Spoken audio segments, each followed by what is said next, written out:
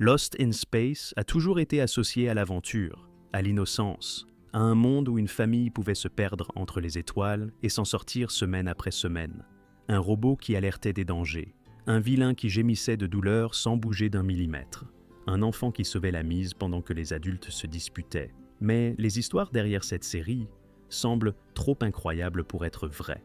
Saviez-vous que l'acteur le plus célèbre de la série n'aurait jamais dû en faire partie, qu'il a été engagé presque comme bouche-trou, alors que les personnages principaux avaient déjà signé leur contrat, et qu'avec le temps, cet homme a transformé un second rôle de vilain destiné à être éliminé en personnage le plus aimé de toute l'histoire de la science-fiction télévisée américaine des années 60.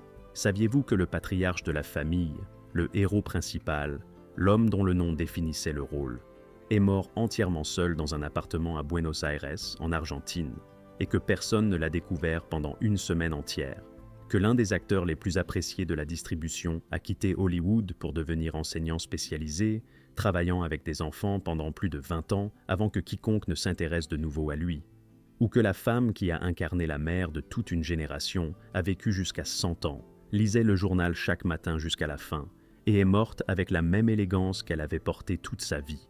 Ce sont les vraies histoires, celles qui se cachent derrière les combinaisons argentées, les alarmes du robot et les fameux cris de « Danger, Will Robinson », numéro 1, Martha Kristen dans le rôle de Judy Robinson. Commençons par quelqu'un à qui la série n'a presque pas laissé la chance d'être elle-même. Martha Kristen est née le 26 juin 1945 à Oslo, en Norvège. Elle avait 19 ans lorsqu'elle a commencé à tourner Lost in Space en 1964, bien que la série ne soit sortie qu'en septembre 1965. Mais avant de parler de la série, il faut parler d'où venait cette femme, car c'est une histoire qui va bien au-delà de toute aventure spatiale. Martha est née sous le nom de Birgit Anna-Lisa Rusanen. Elle était la fille d'une mère finlandaise et d'un père inconnu. Dans la Norvège de l'après-guerre, une mère célibataire avec une fille vivait dans une situation extrêmement difficile, et Martha a passé ses premières années dans un orphelinat. Elle a ensuite été adoptée par une famille américaine, les Solem, qui l'ont emmenée aux États-Unis. La petite fille née dans une Norvège appauvrie de l'après-guerre s'est retrouvée en Californie à poursuivre une carrière dans le cinéma. Avant Lost in Space, Kristen avait tenu un rôle dans Beach Party en 1963, la célèbre franchise de films d'été de la société AIP avec Frankie Avalon et Annette Funicello.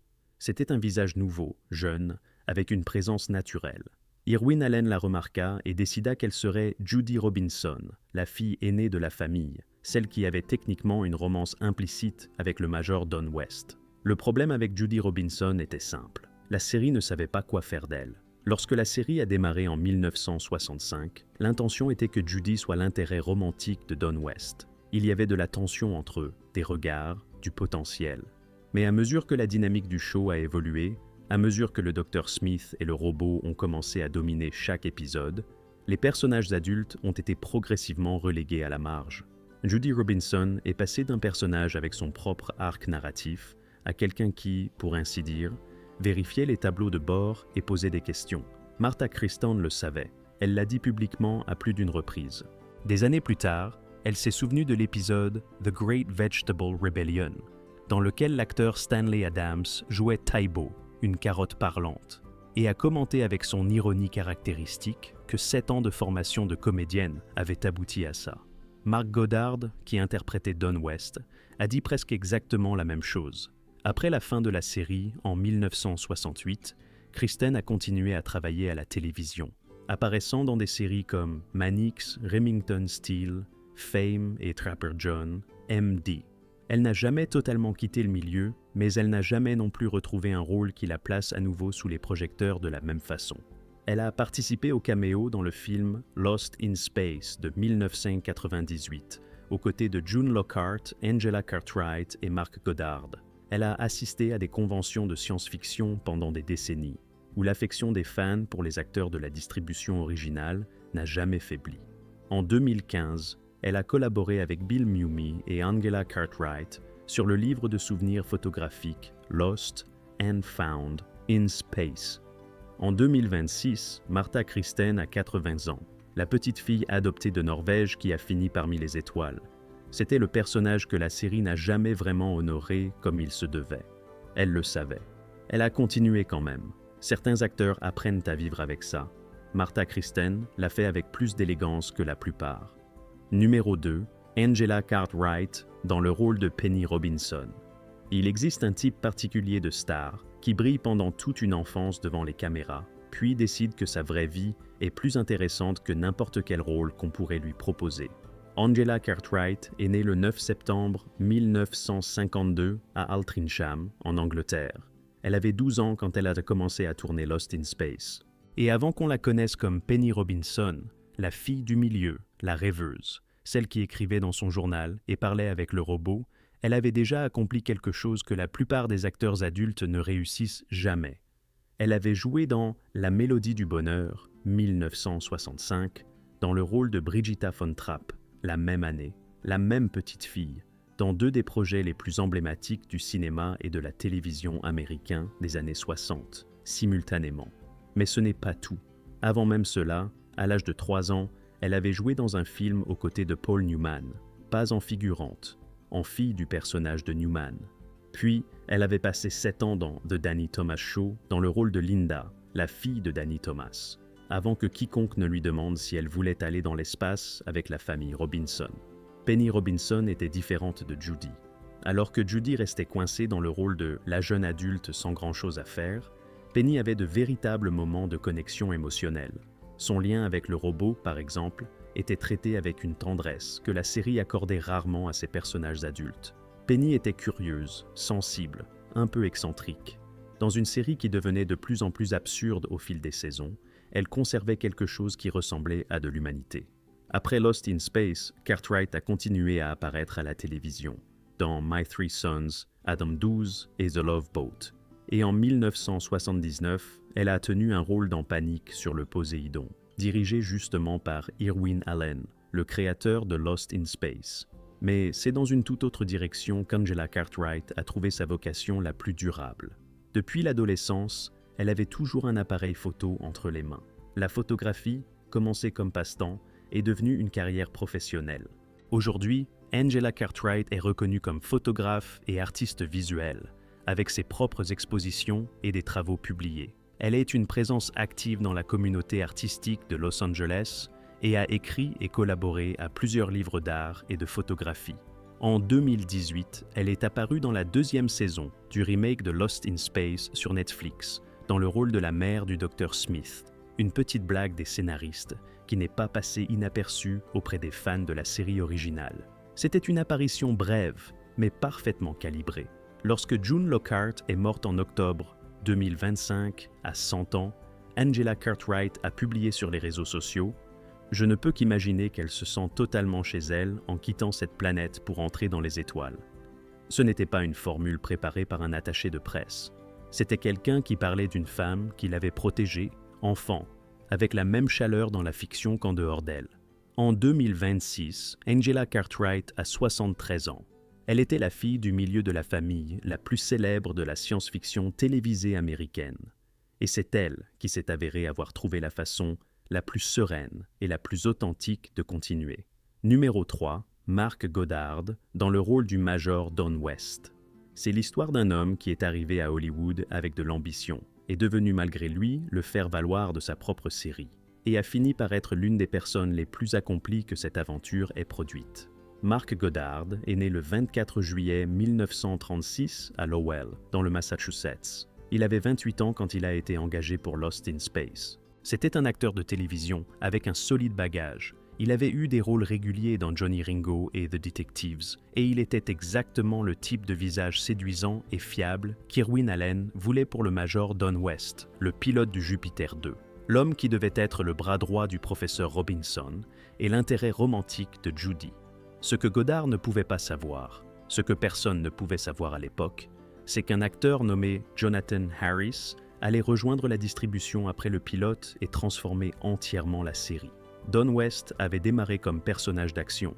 C'était le dur à cuire, le pilote, celui qui réglait les problèmes techniques et faisait face physiquement au danger. Mais lorsque le Dr. Smith a pris le centre de la narration et que la dynamique comique entre Smith, Will et le robot a commencé à dominer chaque épisode, Le Major West a été relégué à un rôle que Goddard a décrit à plusieurs reprises avec un seul mot: bouche-trou. Il était là pour réagir, pour se plaindre de Smith, pour faire le gros du travail pendant que les autres s'emparaient des scènes. Goddard est apparu dans les 84 épisodes de la série. Il a participé au caméo du film de 1998. Mais ce qui définit son histoire après Lost in Space n'est rien de tout ça.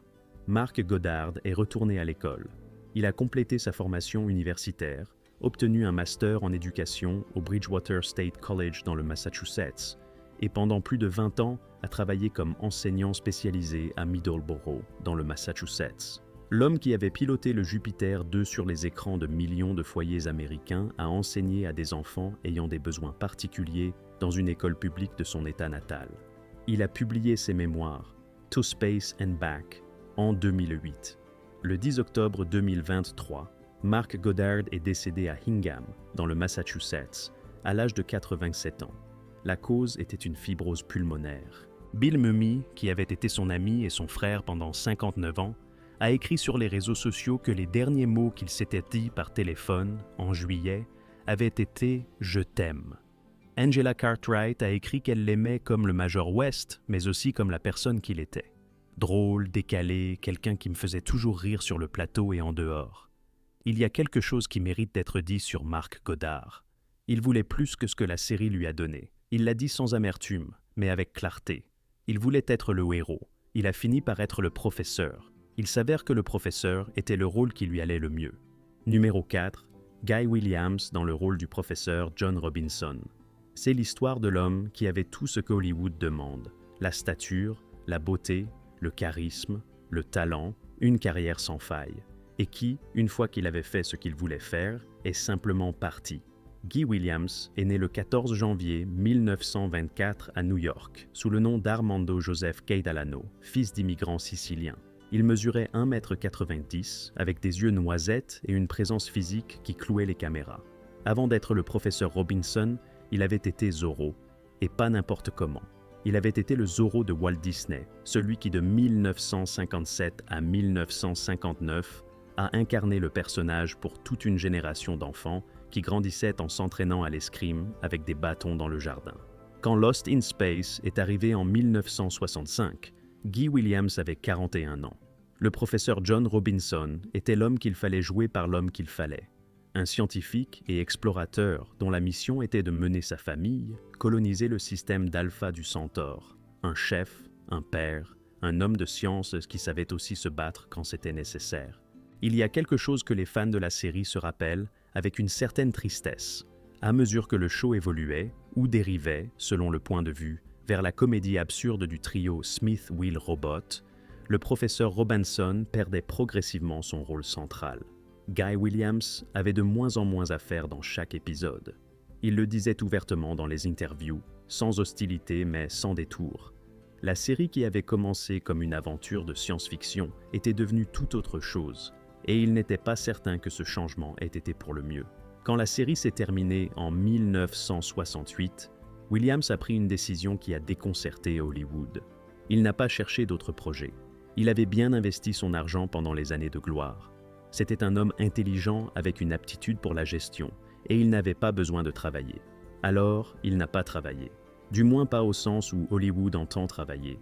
Il avait d'autres passions: l'astronomie, les échecs, la voile, l'escrime et l'Argentine. Lorsque Williams a visité l'Argentine pour la première fois en 1973, il a découvert quelque chose qu'aucun producteur hollywoodien ne pouvait lui offrir: une adoration absolue et totalement désintéressée. Zorro était là un idole culturel de proportions quasi mythiques. Les gens le reconnaissaient dans la rue, pleuraient, voulaient l'embrasser, voulaient que leurs enfants le rencontrent. Williams est tombé amoureux du pays et de ses habitants. À la fin des années 70, il s'est retiré dans le quartier de la Recoleta à Buenos Aires, l'un des quartiers les plus élégants de la ville. En 1983, il est brièvement retourné aux États-Unis pour 3 participations à Family Feud avec quelques anciens partenaires du plateau de Lost in Space. Ce fut sa dernière présence publique significative dans les médias américains. En 1989, après des mois de solitude croissante dans son appartement de la Recoleta, les voisins de Williams ont cessé de le voir. La police locale a été dépêchée à son domicile le 6 mai 1989. Ils ont trouvé son corps. Une autopsie a établi qu'il était mort une semaine plus tôt d'un anévrisme cérébral. Il avait 65 ans. En raison de son immense popularité en Argentine, ses cendres sont restées 2 ans au cimetière de la Sociedad de Actores Argentinos à la Chacarita. En 1991, selon ses volontés, ses cendres ont été dispersées dans l'océan Pacifique au large de Malibu, en Californie. Bill Mumy avait idolâtré Guy Williams depuis l'enfance. Williams était son Zorro, le héros qu'il imitait en jouant. Et après la fin de la série, il ne l'a plus jamais revu. « Je ne l'ai pas revu après la fin de Lost in Space », a dit Mumy. Il a ajouté que l'écrire, des décennies plus tard, lui faisait encore mal. Le professeur John Robinson était le héros de l'histoire. Guy Williams était le héros qui a choisi de vivre à son propre rythme, loin de tout ce qu'Hollywood attendait de lui. En 2026, cela fait 37 ans sans lui. Le Jupiter 2 n'a plus jamais été le même après son départ. Numéro 5, June Lockhart, dans le rôle de la docteure Maureen Robinson. C'est l'histoire d'une femme qui portait près de 90 ans de carrière quand elle est partie, qui fut la fille de 2 acteurs, la mère de la famille spatiale la plus célèbre de la télévision américaine, et qui est morte en lisant le journal chaque matin jusqu'au dernier jour. June Kathleen Lockhart est née le 25 juin 1925 à New York. Ses parents étaient tous 2 acteurs, Gene Lockhart, acteur canadien d'envergure à Hollywood, et Kathleen Lockhart, actrice britannique. June a grandi dans les coulisses, au sens littéral.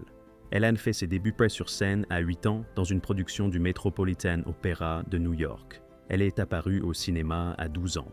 Elle a remporté un Tony Award en 1948. Première lauréate dans la catégorie meilleure actrice dans un second rôle à Broadway. Mais son nom est devenu synonyme de mère idéale à travers 2 programmes télévisés. Elle fut d'abord Ruth Martin dans Lassie, de 1958 à 1964, puis Maureen Robinson dans Lost in Space, de 1965 à 1968. La docteure Maureen Robinson était biochimiste. Ce n'était pas l'épouse qui restait à la maison à attendre. Elle était scientifique, active, capable de prendre des décisions dans les moments de crise. La série ne lui a pas toujours donné tout l'espace qu'elle méritait. CBS est allé jusqu'à interdire que les parents s'embrassent à l'écran parce que, selon la chaîne, ça mettait les enfants mal à l'aise. Mais Lockhart a abordé le rôle avec le même sérieux qu'elle aurait appliqué à du Shakespeare. Il y a une anecdote qui en dit long sur qui était June Lockhart hors des plateaux. Bill Mumy, qui la connaissait depuis ses 11 ans, a raconté que Lockhart les avait emmenés, lui et Angela Cartwright, tous 2 adolescents pendant le tournage, au Whisky à Gogo à Hollywood pour voir les Allman Brothers Band. Cette femme, qui incarnait la mère parfaite à la télévision, était dans la vraie vie quelqu'un qui conduisait des chars militaires, faisait de la montgolfière et s'enflammait pour le rock. « Je ne suis pas comme les femmes que j'interprète », a-t-elle déclaré dans un entretien en 1994. « J'adore le rock et les concerts. J'ai conduit des chars militaires et fait de la montgolfière. Je fais beaucoup de choses qui ne correspondent pas à mon image. » June Lockhart a été l'une des premières actrices à être nommée ambassadrice de la NASA. Elle a assisté à des lancements et des atterrissages pendant des décennies et a reçu la médaille de la NASA pour service public exceptionnel, la première actrice à l'obtenir, parce qu'elle a suscité, au fil des années, plus d'intérêt pour l'exploration spatiale que bien des campagnes institutionnelles. Plusieurs astronautes lui ont dit au cours de sa vie que Lost in Space avait influencé leur décision de se consacrer à l'espace. En 1998, elle est apparue en caméo dans le film Lost in Space. En 2021, elle a prêté sa voix au remake Netflix dans l'épisode Contingencies on Contingencies, en jouant la voix d'Alpha Control.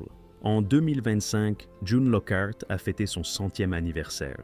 En octobre de la même année, le 23 octobre 2025, elle est décédée de cause naturelle à son domicile de Santa Monica.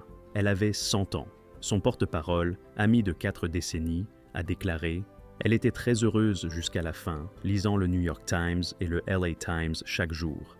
Il était très important pour elle de rester au fait de l'actualité. » À sa mort, Angela Cartwright a écrit qu'elle ne pouvait qu'imaginer qu'elle se sentait totalement chez elle en quittant cette planète pour entrer dans les étoiles. Bill Mumy l'a décrite comme une dame unique en son genre, talentueuse, protectrice, aventurière et intransigeante. Elle l'a fait à sa façon. June sera toujours l'une de mes mamans préférées. En 2026, cela ne fait que quelques mois sans June Lockhart. Sa carrière a couvert près de 90 ans. Elle fut, à juste titre, l'une des dernières survivantes de l'âge d'or d'Hollywood. Maureen Robinson a maintenu la famille Robinson, unie dans l'espace profond. June Lockhart a maintenu toute la famille du plateau unie pendant 6 décennies après la fin de la série. Ce n'est pas de la comédie, c'est du caractère. Numéro 6, Bill Mumy dans le rôle de Will Robinson. C'est l'histoire de l'enfant qui est devenu le vrai cœur de la série, qui a failli perdre le rôle parce qu'il refusait de porter un maquillage de monstre, et qui, à 72 ans, est encore exactement qui il a toujours été, un artiste aux multiples talents qui n'a jamais cessé de travailler. Charles William Mumy Jr. est né le 1er février 1954 à San Gabriel, en Californie. À 11 ans, quand il a commencé à incarner Will Robinson, il était déjà un acteur aguerri, non pas d'une façon excessive ou préoccupante. Il l'était parce que c'était, selon ses propres mots, un enfant qui voulait tout simplement jouer depuis l'âge de 4 ans, qui n'avait jamais de problème sous les projecteurs et qui connaissait ses répliques avant tout le monde. Avant Lost in Space, Mumy avait joué dans 3 épisodes de la 4e dimension, dont le légendaire It's a Good Life de 1961, dans lequel il incarnait un garçon de 6 ans au pouvoir télékinésique qui terrorisait tous les adultes de sa ville. Dans plusieurs épisodes d'Alfred Hitchcock présente, dans I Dream of Jeannie, dans Ma sorcière bien-aimée et dans Perry Mason. Il est également apparu dans le film Chère Brigitte, 1965, aux côtés de James Stewart, qui, selon Mumy, fut le plus grand artiste complet avec lequel il ait jamais travaillé. Il y a un fait que peu de gens connaissent. Les parents de Bill Mumy ont refusé pour lui le rôle d'Eddie Munster dans La famille Munster, 1964, parce qu'ils ne voulaient pas que leur fils passe des heures sous un maquillage de monstre. Le rôle a été confié à Butch Patrick. Et parce que les Mumy ont dit non à Eddie Munster, Bill Mumy a pu dire oui à Will Robinson. Will Robinson n'était pas seulement le gamin de la série, c'était le personnage le plus intelligent, un génie scientifique à 12 ans, celui qui trouvait des solutions quand les adultes échouaient, celui qui entretenait la relation la plus authentique, aussi bien avec le robot qu'avec le Dr Smith. Et Mumy l'a joué avec un naturel qu'aucun scénariste ne peut fabriquer. C'était vrai parce que le garçon qu'il incarnait était au fond la même personne. Will Robinson était tout ce que je voulais être quand j'avais 4 ans, a dit Mumy dans une interview des décennies plus tard. C'était comme un super-héros. Il avait un robot et un pistolet laser, et c'était lui qui sauvait la mise semaine après semaine. J'adorais être Will Robinson. Après Lost in Space, la carrière de Bill Mumy a suivi un chemin que la plupart des acteurs enfants ne parviennent pas à emprunter. Il est devenu un adulte polyvalent et actif. Il a joué l'aîné dans les 5 saisons de Babylon 5, de 1994 à 1998. Il est apparu dans Star Trek, Deep Space Nine en 1998. Il a travaillé comme compositeur de musique de télévision, décrochant une nomination aux Emmy pour son travail sur Adventures in Wonderland. Il a publié des comics Lost in Space.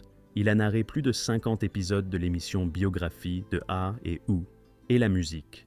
La musique est peut-être là où il a passé le plus de temps. Il est guitariste, chanteur, compositeur et forme la moitié du duo expérimental Barnes et Barnes, dont le single Fish Heads de 1979 est, de son propre aveu, une pièce unique dans les annales de la culture pop américaine. Il a sorti des albums en solo. Il a collaboré avec des artistes du monde entier. Il n'a jamais arrêté de jouer. En 2018, il est apparu dans le pilote du remake de Lost in Space sur Netflix avec un caméo sous son vrai nom d'acteur. Il jouait un personnage appelé Dr. Z. Smith, en hommage explicite au Dr. Smith de Jonathan Harris. En 2022, il a publié son autobiographie, Danger, Will Robinson, The Full Mumy. En 2026, Bill Mumy a 72 ans. Il a été aperçu en public pour la dernière fois à Los Angeles en 2025. Barbu, lunettes de soleil, cheveux longs et en bataille, portant un sac poubelle, une photo si radicalement différente de Will Robinson que les tabloïds y ont vu un article. Mumy n'a pas eu l'air de s'en préoccuper le moins du monde. Il continue à faire de la musique. Il continue à écrire. Il continue à apparaître dans des conventions où ses anciens partenaires le considèrent non seulement comme un collègue, mais comme un frère. Le garçon qui a failli jouer Eddie Munster est devenu Will Robinson, et Will Robinson est devenu Bill Mumy, et Bill Mumy passe depuis 72 ans à être exactement qui il veut être. Pas mal pour quelqu'un qui voulait juste jouer la comédie. Numéro 7. Jonathan Harris dans le rôle du docteur Zachary Smith. Et nous voilà arrivés à celui qui aurait dû être éliminé au 5e épisode. Jonathan Harris est né le 6 novembre 1914 dans le Bronx, à New York, sous le nom de Jonathan Daniel Charazuchin. Il était le fils d'immigrants juifs russes qui vivaient dans un immeuble de 6 étages pendant les années de la Grande Dépression. Il a travaillé dans des pharmacies dès son jeune âge. Il a découvert le théâtre à l'adolescence. Il a effacé son accent du Bronx au profit de quelque chose de plus cultivé. Il a étudié, il a joué, il a passé des décennies à construire une carrière de comédien de composition à la télévision avant que quelqu'un ne l'appelle pour saboter le Jupiter 2. Car c'est bien ce qu'a fait le docteur Zachary Smith au début. Il était un saboteur, un agent ennemi qui avait reprogrammé le robot pour détruire le vaisseau avant le départ. S'était accidentellement retrouvé piégé à bord et dont les agissements avaient envoyé la famille Robinson se perdre dans l'univers. C'était le vilain, sombre, calculateur, dangereux. Et selon les plans initiaux, il devait mourir rapidement.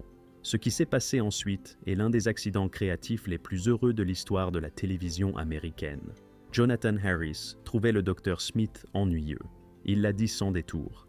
Le personnage tel qu'il était, écrit était fonctionnel, mais sans grâce. Et Harris, avec l'accord croissant du producteur Irwin Allen, a commencé à réécrire ses propres répliques. Il a commencé à transformer le vilain en quelque chose de complètement différent. Un lâche théâtral, un hypocondriaque dramatique, un narcissique adorable qui se cachait derrière Will Robinson au moindre danger et criait « Ah, la douleur !» avec plus de conviction que n'importe quel tragédien shakespearien face à la mort. « Espèce de toton à tête de bulle !» hurlait-il au robot. « Tas de boulons inutiles !» Les insultes allégoriques et allitératives que Harris inventait pour le robot, la plupart totalement hors script, sont devenues légendaires. Elles sont devenues des produits dérivés. Elles sont devenues des répliques que les enfants répétaient dans les cours de récréation partout en Amérique. Bill Mumy, qui a passé 3 saisons à travailler aux côtés de Harris sur le plateau, l'a dit sans embâche des décennies plus tard. Il a, vraiment et totalement, créé seul le personnage du docteur Zachary Smith que nous connaissons tous. Cet homme qu'on aime et qu'on déteste, ce lâche qui se cachait derrière le petit garçon. « Ah, la douleur, sauve-moi, William !» Tout ça, c'est lui. Harris était en concurrence avec Jack Elam et Carol O'Connor pour le rôle. Il l'a décroché. Il a ensuite négocié, puisque les crédits principaux étaient déjà attribués quand il a rejoint la distribution, pour figurer dans tous les épisodes en tant qu'invité vedette spéciale. Il n'a jamais accepté l'infériorité implicite. Techniquement, c'était un invité. En pratique, c'était l'âme de la série.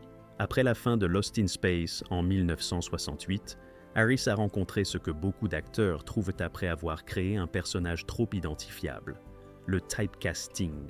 Il est apparu dans Get Smart, dans Ma sorcière bien-aimée, dans Sanford and Son, toujours dans une version pompeuse et comique de lui-même.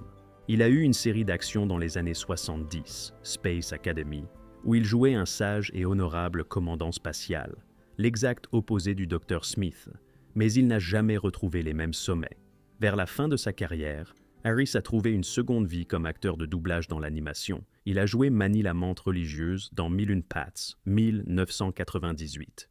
Il a joué Jerry le réparateur dans Toy Story 2, 1999. Les deux chez Pixar, les deux parfaits pour sa voix et sa capacité à faire briller les personnages secondaires plus que les héros. Il y a une anecdote qui illustre parfaitement qui il était.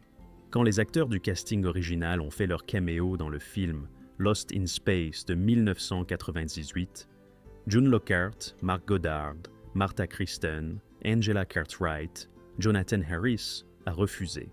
Son raisonnement était exactement le genre de réplique qui aurait pu sortir de la bouche du Dr Smith. « Je n'ai jamais joué un second rôle de ma vie, et je ne vais pas commencer maintenant. » Jusqu'au bout, il n'a jamais perdu cette qualité. Jonathan Harris est mort le 3 novembre 2002, 3 jours avant son 88e anniversaire, d'un caillot sanguin.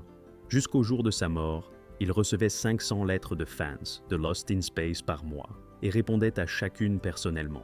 Dans les années 90 et au début des années 2000, Harris et ses partenaires, Bill Mumy, Angela Cartwright, June Lockhart, Martha Kristen, Mark Goddard, organisaient des réunions et apparaissaient ensemble dans des conventions. En 1990, une célébration du 25e anniversaire de la série a attiré plus de 30 000 fans. La fidélité du public à leur égard n'a jamais fléchi. En 2026, cela fait 24 ans sans Jonathan Harris. Le Dr Smith aurait dû mourir à l'épisode 5. Il était mort à la place à 87 ans, chez lui, entouré par l'histoire d'un personnage qu'il avait lui-même inventé. Pas mal pour un homme qui était censé être temporaire. Et dites-nous en commentaire, quel était votre personnage préféré de Lost in Space? Était-ce le Dr Smith, ce lâche glorieux qui a volé la vedette à chaque insulte qu'il inventait? Était-ce Will Robinson, l'enfant génie qui s'est révélé être le vrai héros de chaque épisode? Était-ce Maureen Robinson, la scientifique qui a maintenu la famille unie pendant que tout le monde autour d'elle sombrait dans le chaos? Ou était-ce le robot, sans nom propre, sans visage visible, qui s'est avéré être le personnage avec le plus de cœur de tous?